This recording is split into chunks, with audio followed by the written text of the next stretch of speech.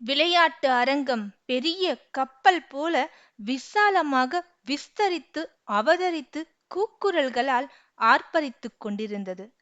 இந்தியாவின் பஞ்சவர்ணம் மூன்றாம் தடத்தில் நின்றிருந்தாள். தாய்நாட்டின் தங்க பெண்மணி, தமிழகத்தின் தவ புதல்வி. கண்களில் உள்ளத்தில் பத்தாம் பசலி. தடகளத்தில் பாயும் புலி. தங்கத் தாரகை தாகத்தோடு வெறியோடு காத்திருந்தாள்.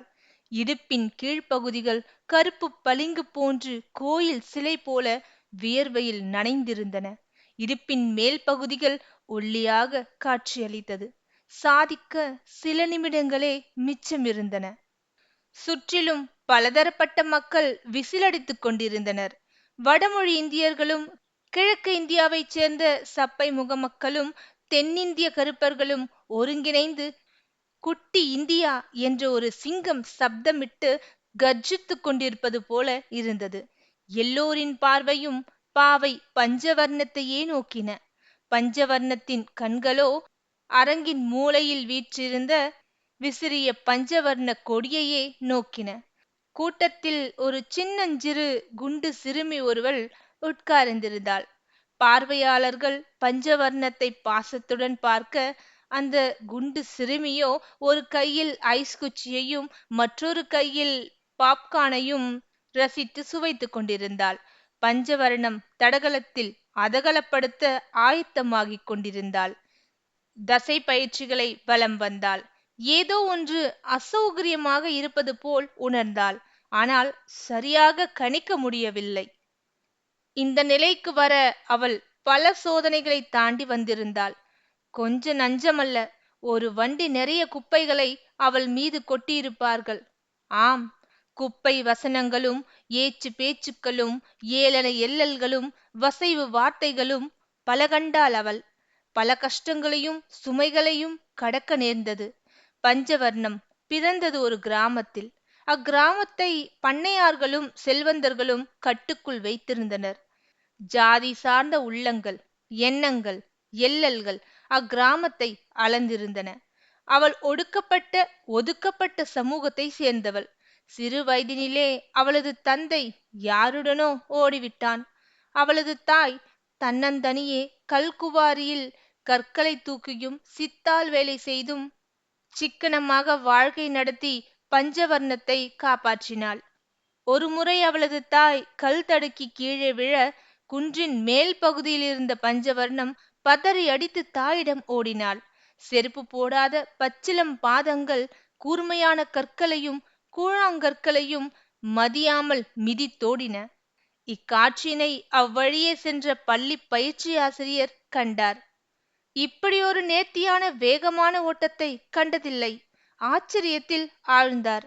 கற்கள் மீது பாதம் பதித்து கீழே விழாமல் ஓடிய ஓட்டம் அவரின் மனதில் பசுமரத்தாணி போல அடித்து நின்றது. பள்ளியில் பஞ்சவர்ணத்தை பார்த்து, நீ ஓட கத்துக்கறியாமா என அவர் கோரியபோது, இரட்டை ஜடை பின்னிய பஞ்சவர்ணம் சரி என ஆமோதித்து கண்கள் மிளிர தலையாட்டினாள். அன்று ஆரம்பித்தது அவளது ஓட்டம். இன்று வரை ஓடிக்கொண்டுதான் இருக்கிறாள். பண்ணையார் வீடு இருந்த பிரதான சாலையில் அவள் காலணிகள் அணிந்து ஓட அனுமதிக்கப்படவில்லை. சிக்கிய சின்னஞ்சிறு சந்துகளிலும் முட்கள் நிறைந்த புறநகர் பாதைகளிலும் பயிற்சி பெற்றாள். அவ்வாறு ஓடும்போது ஆண்கள் கேலி செய்வதுண்டு. கூடவே கொச்சை வசனங்கள் வேறு.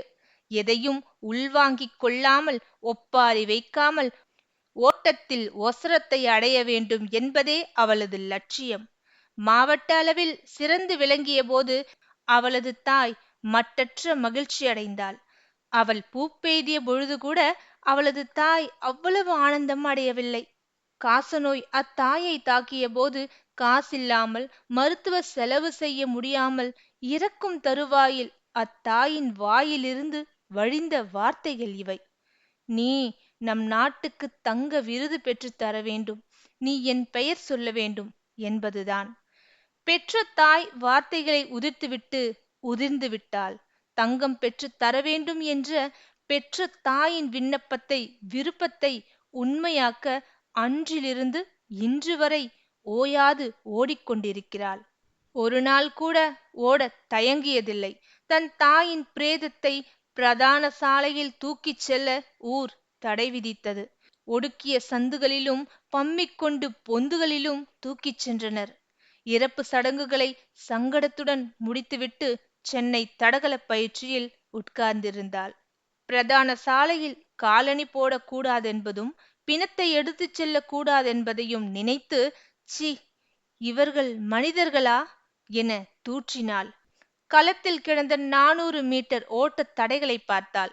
தன் தாய்க்கு ஏற்பட்ட அவல நிலையை நினைத்து வீறு கொண்டு வீரியத்துடன் விருட்டென்று எழுந்து ஓட்டத் தடைகளை நோக்கி விரைந்தாள். முதல் தடையை தன் தாயின் பிரேதத்துக்கு ஏற்பட்ட கொடுமையை நினைத்து வெறி கொண்டு வேகமாக லாவகமாக தாண்டினாள். தொடைகளை இடுப்புக்கு மேல் தூக்கி முட்டிகளை மடக்கி பாய்ந்தாள். தாண்டினாள். பின்பு வேகமாக ஓடினாள். அடுத்த ஓட்டத் தடையினை அதே வேகத்தோடு வேங்கையாக தாண்டினாள். அடுத்தடுத்த தடைகளை தன் வாழ்க்கையில் சந்தித்த தடைகளான ஆணாதிக்கத்தோடு ஒப்பிட்டு, அவர்களது சீண்டல்களோடு கேலி பேச்சுகளோடு ஒப்பிட்டு, ஒடுக்கப்பட்டோரை ஓரங்கட்டியதோடு ஒப்பிட்டு ஓடி தாண்டினாள். ஒவ்வொரு ஓட்டத் தடையையும் தன் வாழ்வியல் தடைகளோடு ஒப்பிட்டு தாண்டினாள். முடித்ததும் மூச்சிறைக்க மல்லாந்து படுத்தாள். பயிற்சியாளர் ஓடி வந்தார். Well done punch, superb. 400 metre hurdles தான் உனக்கு ஒத்து வருது. தாண்டுதலும் ஓடுதலும் உடம்புலயே ஊறி கிடக்கு. இனிமே நீ 400 மீட்டர் ஹர்டல்ஸை எடுத்துக்கோ. பயிற்சி செய். வெறும் 400 ஓட்டும் வேண்டாம். Very good. அன்றிலிருந்து 400 மீட்டர் தடை தாண்டி ஓட்டத்தை தேர்ந்தெடுத்தாள். அவள் மனதின் தாகமும் மேனி தேகமும் தேசத்துக்காக 400 மீட்டர் தடை தாண்டுதல் ஓட்டத்தை தேர்வு செய்தது. சென்னையில் உள்ள இந்திய விளையாட்டு பயிற்சி பட்டறையில் தங்கினாள். சென்னை அவளது கிராமம் போல் இல்லை.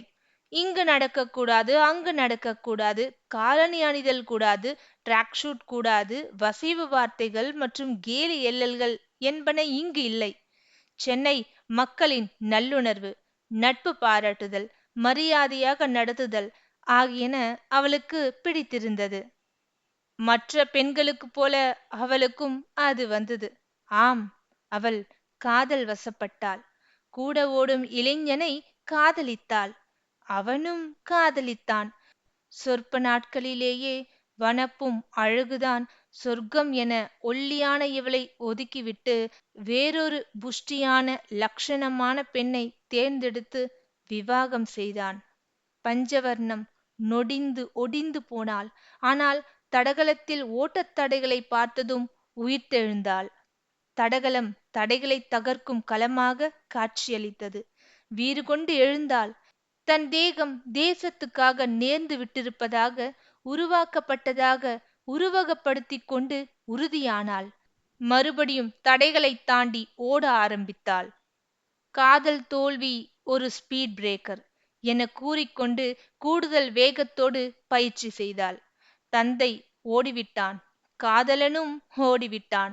இந்த ஆண்களை இப்படித்தானோ என ஆண்கள் மீதான எரிச்சலை எச்சில் துப்பியவாறு வேகமாக ஓடினாள். வேகத்தோடு யோகா மேற்கொண்டாள்.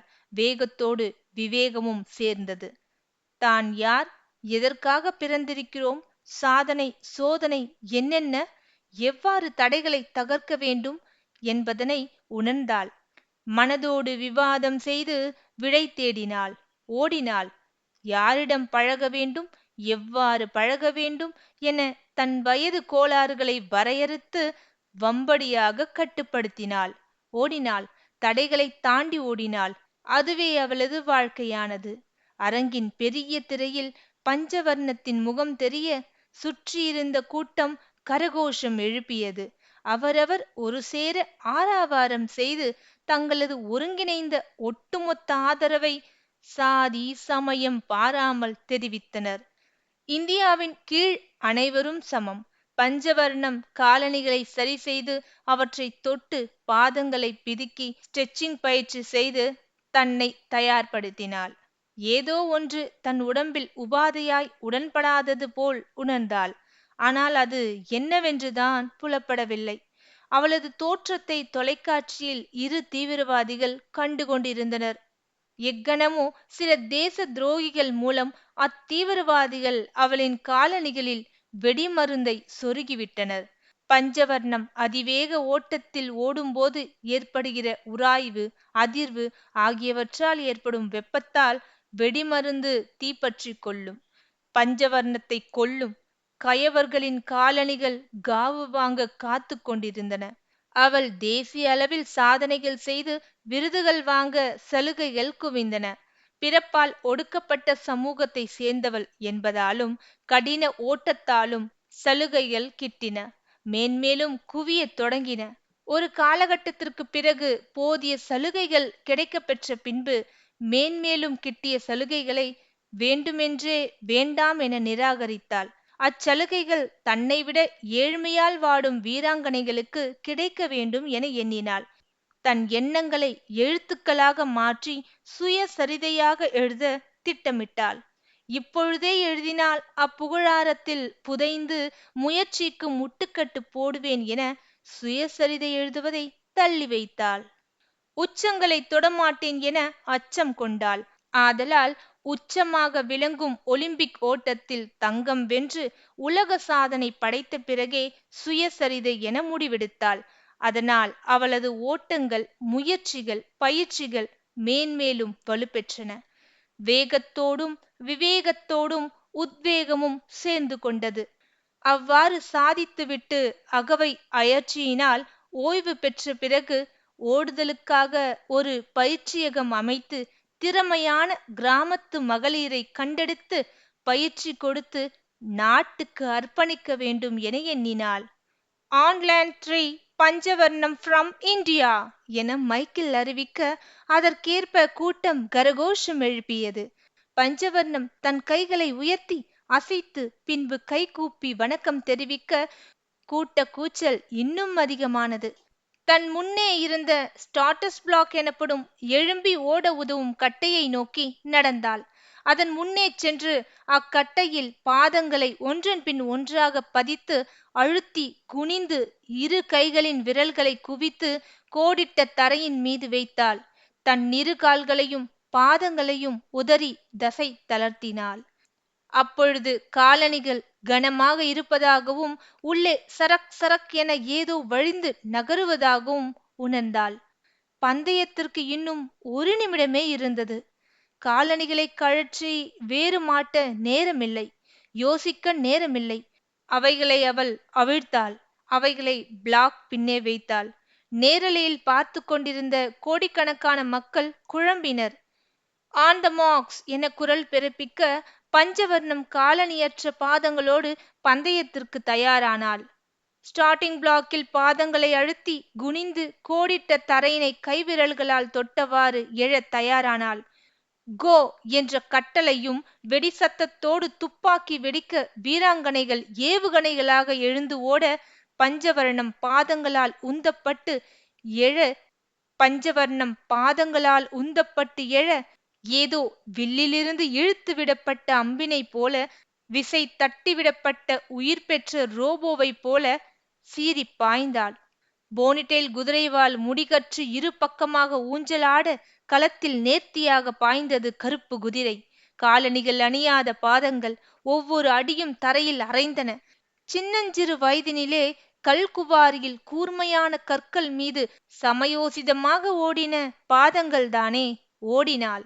முதல் ஓட்டத் தடை வர இடது பாதத்தை ஊன்றி உந்தி வலது தொடையை இடுப்புக்கு மேலே தூக்கி எக்கி தாண்ட எத்தனித்தாள். மனதில் தன் தாயின் பிரேதத்தை பிரதான சாலையில் அனுமதியாததை நினைத்து தடையினை மதியாமல் விருட்டென்று தாவினாள். அடுத்த தடையினை நோக்கி தன் வழித்தடத்தில் வேகமான ஓட்டம். கடிவாளம் கொண்ட குதிரை ஓட்டம். பற்களை கடித்துக்கொண்டு ஓடினாள். எந்த சிந்தனையுமின்றி மனம் சிதறாமல் அடுத்த தடை நோக்கி ஓட்டம். வேகம், வேகம். அடுத்த தடையின் பொழுது ஆண்கள் தன் மீது தூற்றிய கேலிச் சொற்களை நினைவுண்டு பாதங்களை ஊன்றி உந்தி தாவி அரை நொடியில் தாண்டினாள். மறுபடியும் நேர்த்தியான ஓட்டம். அடுத்த தடையின் பொழுது காதலன் செய்த கொடுமையை நினைத்து எக்கி வீராப்பாக தாண்டினாள். பஞ்சவர்ணம் பஞ்சாக பறந்தாள். பாதங்கள் காலணிகள் இல்லாமல் தரையில் அரைவதால் அவை பிளந்து வெடித்து ரத்தம் கசிந்தது. உடம்பில் வியர்வை துளிகள் தெறிக்க, பாதங்களில் இரத்த துளிகள் தெறித்தன. குருதியை மதியாமல் மின்னலாக களத்தை மிதிக்கலானாள். தடகளம் இரத்தக் களமாக மாறிக்கொண்டிருந்தது. சுற்றியிருந்தோர் மத்தியில் ஜெபங்கள், ஆச்சரியங்கள், அனுக்கிரகங்கள். அடுத்த தடையின் பொழுது தன் மீது தொடுக்கப்பட்ட ஆண்களின் அடக்குமுறையை நினைத்தாள். தாண்டியே விட்டாள். கோபத்தை, வேகத்தை எங்கு காட்ட வேண்டுமோ அங்கு விவேகமாக காட்டினாள். தடைகளை தகர்த்திய தடகள தாரகை. தாவல்கள், ஓட்டங்கள், இன்னல்களை இன்முகத்தோடு இனிதே தகர்த்தி நகர்த்தினாள். மிருதுவான சர்க்கஸ் நாய் ஒன்று வளையங்களை தாவுவது போல அழகாக லாவகமாக தாண்டினாள். 10 தடைகளும் பறந்தோடின. ரப்பர் டயர் சுற்றிய வண்டிக்கும் டயரற்ற நொண்டி வண்டிக்கும் வித்தியாசம் உண்டல்லவா? காலணிகள் அணிந்த மற்ற வீராங்கனைகள் இவளுக்கு நிகராக சரிசமமாக ஓடினர். முடிவு கோட்டில் தன் தாய் மூவர்ண சேலை உடுத்திக் கொண்டு இரு கரங்களை நீட்டி அழைத்து கொண்டிருப்பது போன்று அவள் கண்களுக்கு தெரிந்தது. தன் தாய்க்கு கொடுத்த வாக்கினை நினைவுண்டாள். சேய் சேனையானது. பாவை பஞ்சவர்ணம் பாய்ந்தாள். மயிரிழையில் மண்டையை நீட்டி மற்றவர்களை முந்திக் கொண்டு கால் நொடியில் தங்கத்தை தட்டினாள். ஓரங்கட்டப்பட்டவள், ஒடுக்கப்பட்டவள், ஓட்ட வீராங்கனையாக வெற்றி நாயகியாக உருவெடுத்தாள். புதிய சாதனை செய்யாவிடிலும் தங்கம் வென்றுவிட்டாள். பயிற்சியாளர் நெகிழ்ச்சியாக கொணர்ந்த மூவர்ண கொடியினை ஏந்தியவாறு வெற்றி வலம் வந்தாள். பாதங்கள் அயற்சியில் சரிந்தன. சுருண்டாள். மல்லாக்கப்படுத்தவாறு பாதங்களை முட்டிகளை அசைத்து வலியால் துடித்தாள். தான் சாய்ந்தாலும் தான் ஏந்திய இந்திய கொடி சாயாது செங்குத்தாக பிடித்தபடி கொடிகாத்த குமரியாக திகழ்ந்தாள். பஞ்சவர்ணம் கையில் மூவர்ணம். வர்ணனை புகழாரம் பாடியது. கூடியிருந்தோர் கும்மாளமிட்டு கொண்டாடினர். சாதி, மதம், இனம், மொழி பேதமின்றி போற்றினர். கூட்டத்தில் இருந்த குண்டு சிறுமி, தின்பண்டங்களையே கண்ணாக கொண்டிருந்த சிறுமி, அவற்றை சிந்தி சிதறியடித்து சீட் நுனியில் ஏறி பஞ்சவர்ணத்தையே பார்த்து கொண்டிருந்தாள். பஞ்சவர்ணம் அந்த சிறுமியின் மனதில் உட்புகுந்து வீற்றிருந்தாள். இந்திய தேசம், தேச பக்தி என்னும் விதையை விதைத்து விட்டாள். காலணிகள் அணியாத போதிலே தங்கம் வென்றிருக்கிறாள் என்றால் அவைகளை அணிந்திருந்தால் புது உலக சாதனை படைத்திருப்பாள் என்றும், தமிழகத்தின் தங்கத் தாரகை என்றும் ஊடகங்கள் ஊரறிய உலகறிய புகழ்ந்து தள்ளின. கழற்றிய காலணிக்குள் வெடிமருந்து கண்டுபிடிக்கப்பட்டு தீவிரவாதிகளின் சூழ்ச்சி முயற்சி முறியடிக்கப்பட்டும் புல்லுருவிகள் பிடிக்கப்பட்டும் புறம் தள்ளப்பட்டனர். மறுநாள் அதிகாலை. இன்னமும் சூரியன் எழுந்தருளவில்லை. அமைதியான ஆளரவமற்ற சாலையில் சட் சட் என குண்டு சிறுமி ஓடி பயிற்சியில் ஈடுபட்டிருந்தாள். அச்சிறுமியின் கண்களில் பஞ்சவர்ணத்தின் ஓட்டம் காட்சிகளாக ஓடின. பஞ்சவர்ணத்தை எடுத்துக்காட்டாக கொண்டு அச்சிறுமி தொடர்ந்து ஓடலானாள். அவளை தொடர்ந்து பல நபர்களின் காலடி ஓட்டச் சப்தங்கள். ஒட்டுமொத்த இந்தியாவும் கிளம்பிவிட்டது. வாழ்க பாரதம்!